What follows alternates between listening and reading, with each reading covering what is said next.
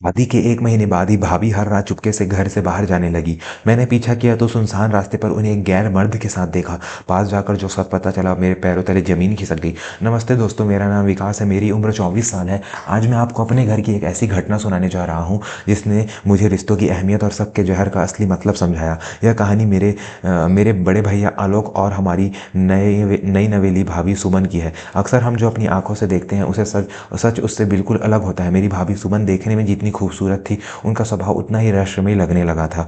वो क्या कहते हैं ना, चांद में भी दाग होता है, मुझे अपनी भाभी में वही दाग नजर आने लगा था। कहानी की शुरुआत होती है भैया की शादी से। आलोक भैया सरकारी बैंक में मैनेजर थे, स्वभाव से बेहद सीधे, सरल और शांत। जब उनकी शादी सुमन भाभी से तय हुई तो पूरा घर खुशियों से भर गया था। सुमन भाभी पास के ही एक कस्बे में रहने वाली थी। रंग साफ, बड़ी बड़ी हिरनी जैसी आंखें और चेहरे पर हमेशा एक हल्की सी मुस्कान। जब वो पहली बार गृह प्रवेश करके हमारे घर आई तो लगा जैसे साक्षात लक्ष्मी जी आ गई हो। माँ और पिताजी की तो खुशी का ठिकाना नहीं था। शुरुआत के 15-20 दिन सब कुछ बहुत अच्छा रहा। घर में हंसी मजाक, पकवानों की खुशबू और नई नई रस्में।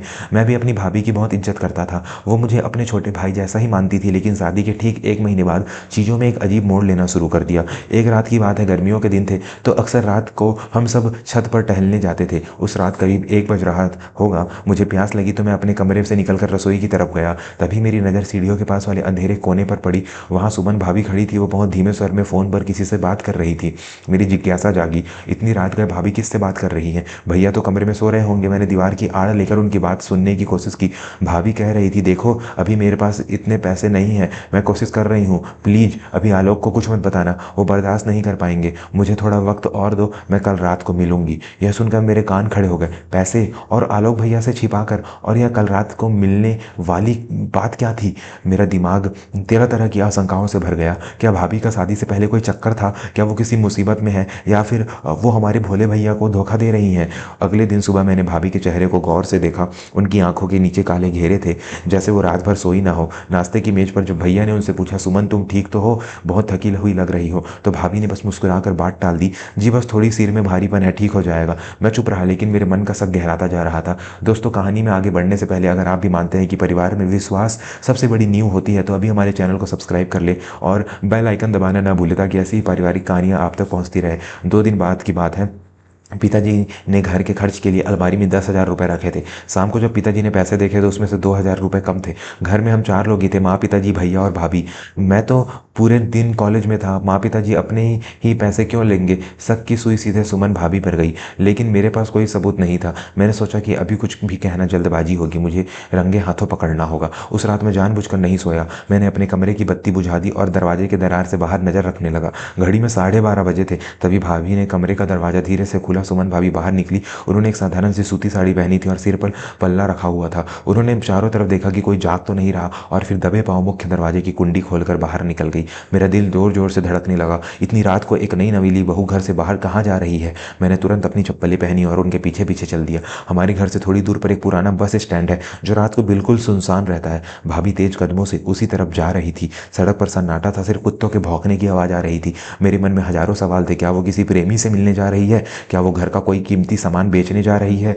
बस स्टैंड के पास पहुंचकर भाभी रुक गई। वहां अंधेरे में एक आदमी पहले से खड़ा था। उसका चेहरा साफ नहीं दिख रहा था, लेकिन उसका कद काठी भी देखकर लग रहा था कि वो कोई लफंगा या गुंडा मवाली किस्म का आदमी है।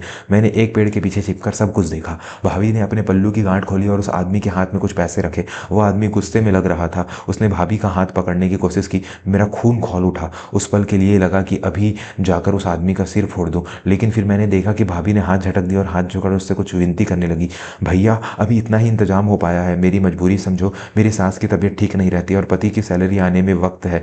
बाकी पैसे मैं अगले हफ्ते दे दूंगी। भाभी गिड़गिड़ा रही थी। वो आदमी कुछ बड़बड़ाया और वहां से चला गया। भाभी वहीं जमीन पर बैठकर रोने लगी। मैं हक्का बक्का रह गया। यह क्या माजरा है? वो आदमी कौन था और भाभी उसे पैसे क्यों दे रही थी? और सबसे बड़ी बात, उन्होंने सास की तबीयत का बहाना क्यों बनाया, जबकि मेरी माँ तो बिल्कुल ठीक थी। मैं उस रात वापस घर आ गया, लेकिन सो नहीं पाया। अगले दिन मैंने ठान लिया कि इस राज का पर्दाफाश बर्खास्त करके रहूंगा। अब बात सिर्फ शक की नहीं, मेरे भाई की जिंदगी की थी। अगर भाभी किसी गलत संगत में है या ब्लैकमेल हो रही है तो हमें पता होना चाहिए। अगले दिन मैंने कॉलेज से छुट्टी ले ली। मैंने देखा कि दोपहर में जब माँ सो रही थी, भाभी ने फिर से अलमारी खोली। इस बार उन्होंने माँ की एक पुरानी सोने की अंगूठी निकाली, वो अंगूठी जो नानी ने माँ को दी थी। यह देखकर मेरा सब्र टूट गया। यह तो चोरी थी, साफ साफ चोरी। भाभी अपने मायके वालों के लिए या अपने किसी पुराने यार के लिए हमारे घर को लूट रही थी। मैंने तय किया कि आज रात ही इस खप का हिसाब करूंगा। रात हुई, वही समय, वही तरीका। भाभी फिर से उठी और बाहर जाने लगी। इस बार मैंने भैया को जगाने का फैसला किया।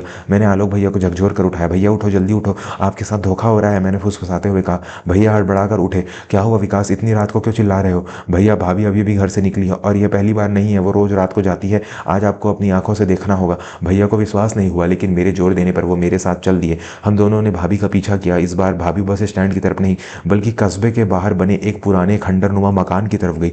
बारिश शुरू हो गई थी, बिजली कड़क रही थी, माहौल एकदम डरावना हो गया था। भाभी उस खंडर के अंदर चली गई। भैया और मैं पीछे पीछे अंदर गए। अंदर का नजारा देखकर भैया और मैं दोनों के कदम ठिठक गए। वहां एक टूटी हुई खाट पर एक बूढ़ी औरत लेटी हुई थी, जो खांस खांस कर बेहाल हो रही थी, और उसके पास बैठा एक छोटा सा बच्चा, सो शायद 5-6 साल का होगा। वो सूखी रोटी चबा रहा था। सुमन भाभी उस बूढ़ी औरत के सिर पर पट्टियां रख रही थी और उसे दवा खिला रही थी। माँ जी, आप घबराइए मत, मैंने डॉक्टर से बात कर ली है, कल और दवाइयाँ आ जाएंगी, भाभी कह रही थी। तभी उस बूढ़ी औरत ने कमजोर आवाज में कहा, बेटी सुमन, तू क्यों हमारे लिए अपनी गृहस्थी में आग लगा रही है? तेरे ससुराल वालों को पता चलेगा तो वो तुझे घर से निकाल देंगे। हमें मरने दे बेटी।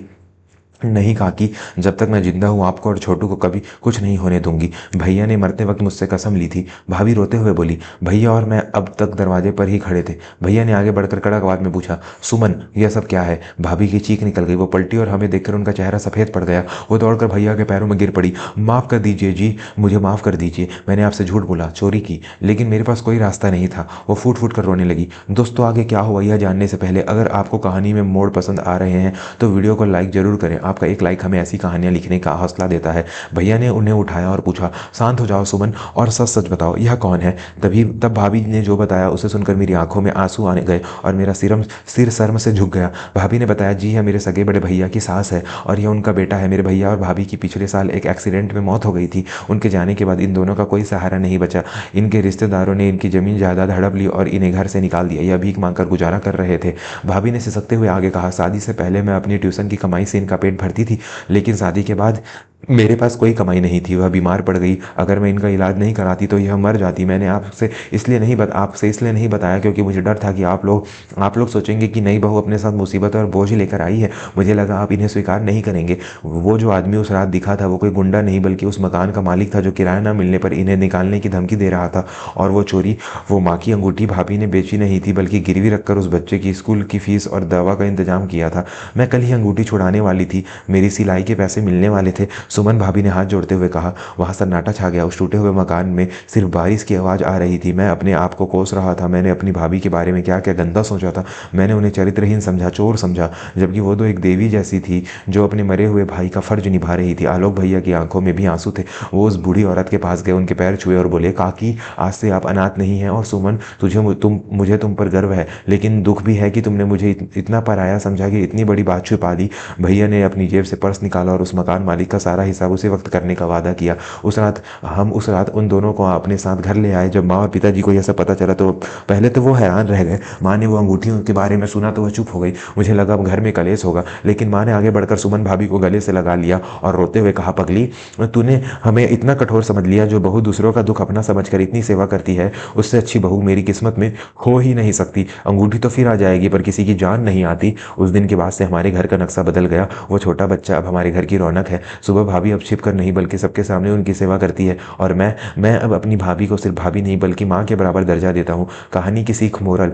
दोस्तों, यह कहानी हमें सिखाती है कि किसी के बारे में राय बनाने से पहले उसकी परिस्थितियों को समझना कितना जरूरी है। शक एक दिमाग है जो रिश्तों को खोखला कर देता है, जबकि विश्वास और संवाद, बातचीत वो दवा है जो टूटे हुए रिश्तों को भी जोड़ देती है। अगर आपके परिवार में कोई बात छिपा रहा है तो जासूस बनने से बेहतर है कि आप दोस्त बनकर उससे बात करें। शायद वो किसी ऐसी मजबूरी में हो जहां उन्हें आपके साथ की सबसे ज्यादा जरूरत हो। आपको यह कहानी कैसी लगी कमेंट करके जरूर बताएं और अपनी भाभी या परिवार के साथ इस कहानी को शेयर करें। ज़्यादा से ज़्यादा चैनल को सब्सक्राइब जरूर करें, क्योंकि यहाँ हम लाते हैं वो कहानियाँ जो दिल को छू जाएं। धन्यवाद। शुभ रात्रि।